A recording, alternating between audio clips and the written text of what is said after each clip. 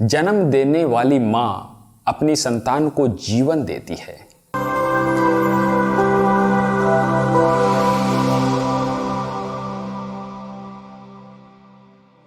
ख्रिस्त में प्यारे भाई और बहनों, आज हम मरियम कलीसिया की माता के स्मरण दिवस मना रहे हैं। सन 1964 में संत पापा पौलुस छठवें ने मरियम को कलीसिया की माँ घोषित किया और संत पापा बेनेडिक्ट 16वें ने कलीसिया की माता को लोरोटो की लिटनी प्रार्थना में जोड़ दिया और हर माला बिनती के समय हम मरियम को माँ कहकर हमारे लिए प्रार्थना करने के लिए निवेदन करते हैं।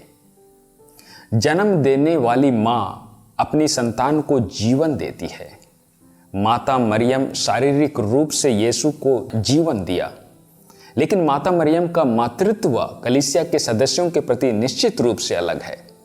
हमारे लिए उसका मातृत्व एक आध्यात्मिक वह है। वह हमें ईश्वरीय अनुग्रह को बढ़ने के लिए मदद करती है। तो इसका क्या मतलब है? हमारे जीवन में ईश्वर की कृपा या अनुग्रह कैसे बढ़ता है? हम अनुग्रह के जीवन में आगे बढ़ते हैं जब हमारा जीवन मसीह के जीवन के अनुरूप होता है। और यदि कोई व्यक्ति है जो मसीह के जीवन के रहस्यों में एक प्रमुख तरीके से भाग लिया है, वह है माँ मरियम। मरियम ने यीशु को अपने गर्भ में धारण किया। जब यीशु क्रूस पर टंगे हुए थे, तब मरियम क्रूस के नीचे खड़ी रहकर उनका साथ दी। वह ऊपरी कमरे में मौजूद थी और पहले ईसाई समुदाय के साथ प्रार्थना करते हुए सभी विश्वासियों के लिए पवित्र आत्मा के उपहार का इंतजार कर रही थी। अंत में मरियम शरीर और आत्मा के साथ स्वर्ग में उठा ली गई। मरियम के जीवन के ये 4 गुण उसके पुत्र के जीवन के रहस्यों में उसकी घनिष्ठ भागीदारी का उदाहरण है और हम भी मसीह के जीवन में भाग लेने में सक्षम हैं। संत पापा पौलुस छठवें बताते हैं कि प्रभु यीशु अपने पूर्णत्व से निकलने वाले संस्कारों के माध्यम से अपने कलीसिया का निर्माण करते हैं। इन संस्कारों के द्वारा कलीसिया अपने सदस्यों को मसीह की मृत्यु और पुनरुत्थान के रहस्य में भागीदार बनाता है। पवित्र आत्मा की कृपा से कलीसिया को जीवन देती है और हम ईसाइयों के लिए अनुग्रह का जीवन संस्कारों के साथ शुरू होता है। यीशु हमारे लिए संस्कार छोड़ गए हैं, जिसके माध्यम से हम प्रभु यीशु के जीवन में भाग ले सकते हैं और अपने आप को यीशु के जीवन के अनुरूप बना सकते हैं।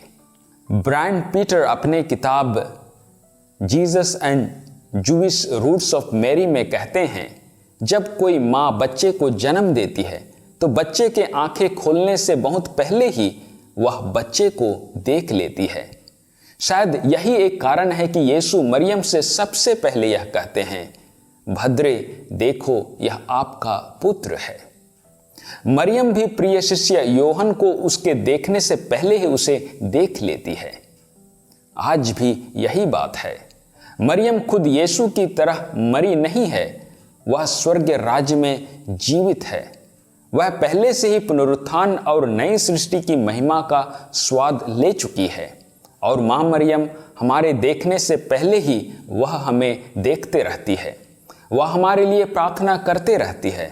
वह हमसे प्रेम करती है। अभी भी वह इस इंतजार में रहती है कि क्या हम भी यीशु के अंतिम शब्दों देखो यह तुम्हारी माता है का जवाब देंगे और उसे माँ के रूप में अपनाएंगे। आइए हम प्रार्थना करें कि हम मरियम को अपनी माँ माने और उनकी प्रार्थनाओं के माध्यम से ईश्वर के मातृ प्रेम और देखभाल का अनुभव करें। आमीन।